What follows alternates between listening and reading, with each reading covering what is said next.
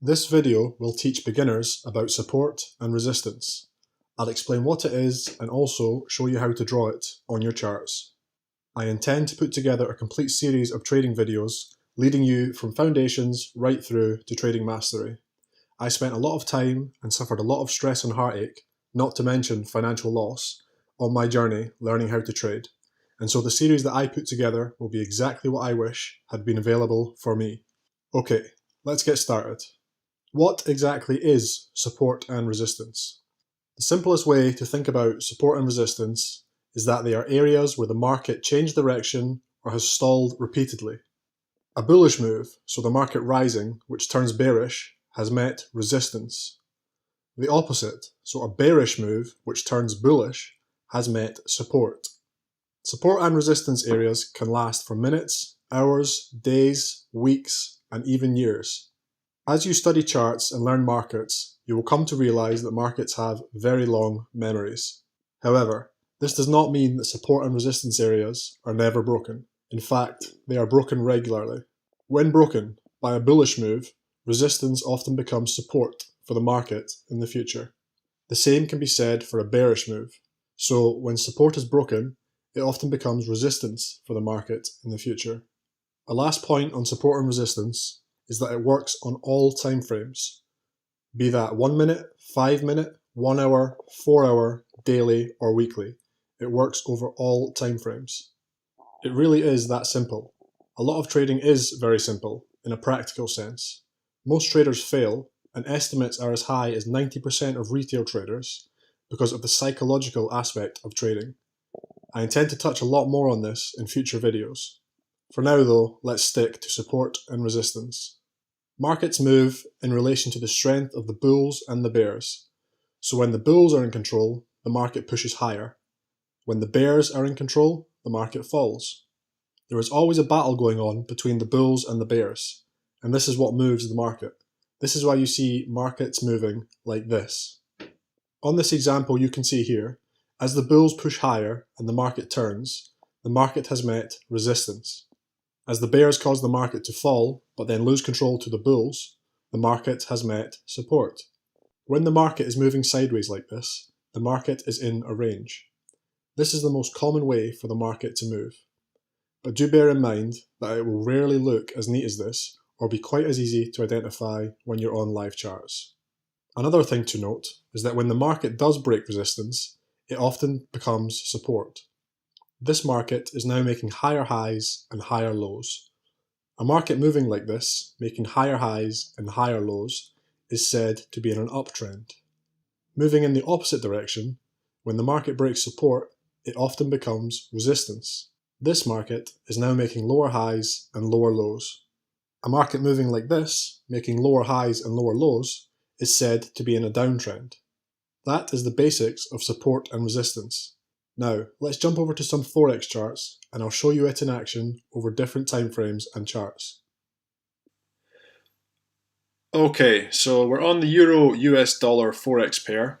I've got this set to the daily time frame, and what I want to do first of all is just show you the basics, explain why support and resistance is created.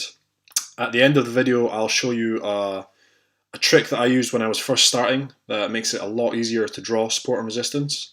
But for now, let's start at the daily time frame and then we will move down. So the first part of interest here is right here, because we can see the market has dropped all the way down to this area, and then we have had a strong reaction to the upside. So this means that this area now is a potential in the future to become support. So if we just get rid of this just now, and what we can see here is, if you take your lines for marking support and resistance, first of all you need to remember that support and resistance is a zone rather than an exact location. What I like to do is I always take into consideration any tails or wicks, and then if you pull the second part of your zone upwards, so you're incorporating the wicks from the entire move, because as you can see this move took a little while to get going. So it's bouncing, it's bouncing, it's bouncing, it's bouncing. So you want to incorporate all of this into your support and resistance zone. And now what happens is the market shoots up, and as it comes back down, all of the professional traders are now watching this zone as a potential area to get in the market. Also, people who missed this move are going to be watching the market because they want to get in and make some money. And the market drops down here, and what happens is the amateurs, what they're doing is they think this is now into a downtrend. So down here, they are still trying to sell the market. See this strong red candle here? This shows you that a lot of sellers are still trying to get into the market. So what happens? Well, basically, the professionals step in, they push the market higher. Everyone who is in a sell position and who has held on to this sell position down to here, the smart people, they close the position, take profits. And when you close a sell position, it is the same as opening a buy order. So the market pushes a little bit higher. People's stops who have started to go short at these sort of areas, their stops are sitting up here. They start to get hit. The market starts to gain momentum, pushes up, pushes up, pushes up, and then you get a strong move. If you pull the market along, you'll see it continues on its upward motion. And this is solely created because basically this move indicated that this area, this zone right here, in the future has the potential to be an area where the market will change direction, and this shows you that it's going to happen in quite a strong way, and it does. It goes up. Now another thing I want to show you here is I want to show you how the markets have very long memories. So right here, this is November the 14th, 2008. This is March the 5th, 2009 when this happened again. But if I scroll out here, now I've not actually checked this, so I don't know if there's going to be any more touches on this market, but oh yeah, here we go. So if we scroll back here, you can see that this is 2006 now, and you can see the market is still using this zone. Scroll back a little bit further, see it's using it here. So it's using it here as resistance. As it breaks through, it comes back down, and resistance now becomes support. This is 2006, 2005 again, and this shows you that the markets have very long memories. So if you had marked in this zone way back, even say in 2006, you might think, you know, all this white space here, you might think, oh, the market's never going to return there. What do I do now if the market does start falling down here? Because there's nothing to see. But you scroll back, and it continues to obey this zone. And if I go into the future from this time periods, okay, so here we go. This is us up to 2010 now, and as you can see right here, we're still using this zone. You can see it's pushed up here, it's tried to break through and stuttered, and this strong candle pushes it through. As the market breaks through, it comes back down, retests the zone, pushes off, comes back down, retests the zone, and pushes off. And this happens over and over and over in not only the Forex market, but also in indices, gold, silver, whatever you want to trade. This is how the market moves. And it's basically people betting the wrong way on the market and professionals using that as momentum for them to make money, because everyone stops now who's trying to go short here. They're sitting up here, they're sitting up here, they're sitting up here, and so when the market turns, when the big money starts to push the market up, it starts taking out stops, and people start exiting positions because they can't handle the loss. That also sends the market higher. Amateurs start to jump on the market as it moves up because they don't want to miss out on the move. And it pushes higher and higher and higher. And that is essentially how support and resistance is formed at these key levels. If I drop down onto the hourly chart, this is still Euro US dollar. I just want to show you that it works on all time frames. So if we look here, you can see the market is moving up here, it's pushing down here, up here, down, up, down, and you can see it's moving in these triangles. This is how the market moves, up and down and up and down. It never just moves straight across. So I get rid of that.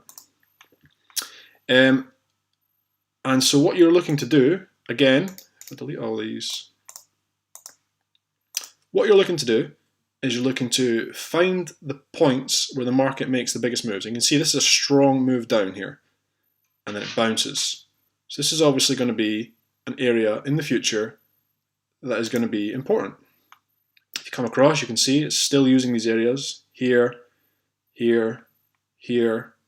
Now take the bottom. Because you're using this section here, you have to use the bottom of the tails, which is there. And this now becomes a zone for the future. You've also got one down here, right there. Scroll across, you can see because this broke through, came back up, it's retested this zone up here, fallen away, retested down here, and then it breaks through.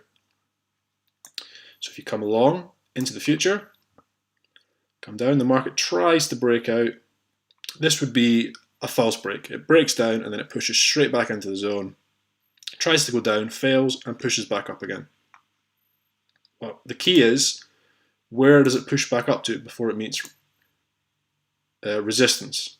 It's the other zone that we've marked. And then the market comes down, retests, comes down, tries to break out, false break, falls down. But what does it do here?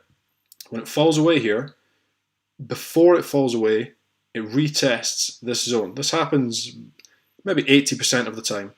It's almost like a second chance to get into the market. So if it breaks out here like this and you miss it,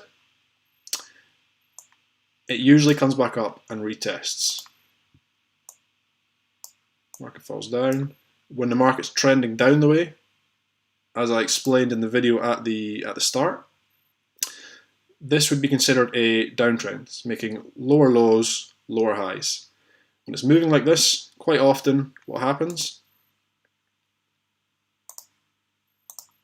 as the market drops through here, it comes back up and it wants to retest before it then falls away again.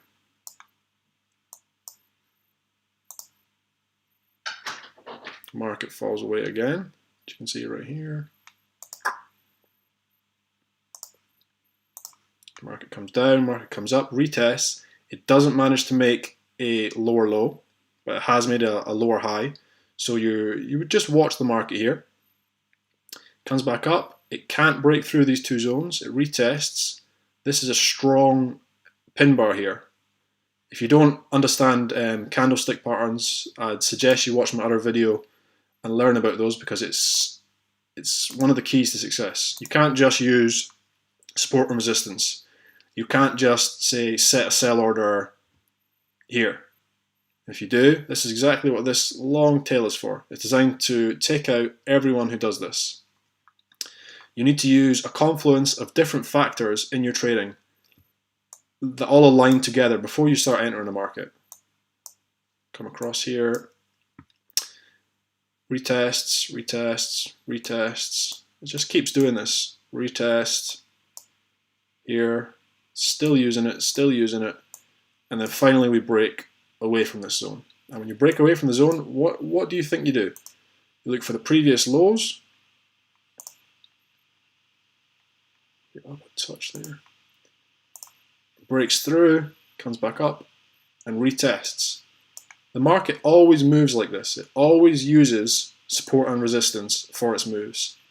No matter, even if it's a news release and the market does something crazy like this. This probably was some sort of news release. So the market drops away, comes down, and you might think, oh, the market's lost all sense. What am I supposed to do now? But it still obeys support and resistance. It has to. This is where everyone sets their orders. This is where everyone is looking, and trading is a psychological game. It's people on the other side of computer screens that are buying and selling. So if you learn what they do and how they react, you can be a successful trader. Okay, so that's the 1 hour chart. I'm going to drop down onto the 5-minute chart on a different pair. I'm going to show you, let me get it up. I'm going to show you that it works exact same on the 5-minute, and I'll also show you a quick trick for drawing support and resistance. This is what I used to do when I first started. So, okay, this is the 5-minute Australian dollar, US dollar, and all you need to do is take the arrow function, or if you haven't got an arrow function, you can take line function. It doesn't really matter. You can draw lines. And what you're doing is you're basically tracing how the market has moved, like this. Just trace the market out. There's one there. Do this. It takes a little bit of time, but it's a great way to learn how to draw support and resistance. Okay, if I just drag down, I'll just do it a little bit more to show you. There we go. Okay, so then what do? All you do is you take your lines, start at the top, move down with your lines. See how it's touching the triangle there? Come down. This is obviously a zone because all these triangles are very close to each other. So just come down, come down, come down, and you want to incorporate all the triangles. So there you go. All the triangles are now incorporated into this zone. Here we go. Triangles. Come down, and look over here. I just put another line here, making it a triangle. All these triangles now align, don't they? Yes. Now you want to incorporate the entire triangle, so you come up to the top. There you go. And there's another one here. I wouldn't consider this a major zone because, I mean, it's moved away from there, it's stalled there. It's not bad, but this is a lot better for me. So the market comes down. Here you go, here's more triangles. Line them all up. The bottom of these triangles. There you go.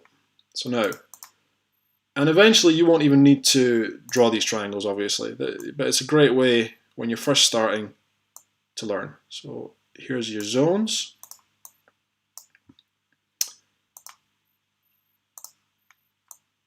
And then all you do is when the market moves in the future, you're watching these zones. You see the market breaks through here, and it uses this triangle. It's a false break, pushes out, instantly returns down. This shows you that there's no strength to keep pushing the market higher. So even though you've had this strong move upwards, it instantly rejects as soon as it gets up to this level. Pushes back into the zone that we drew, tries again, fails, and then falls away.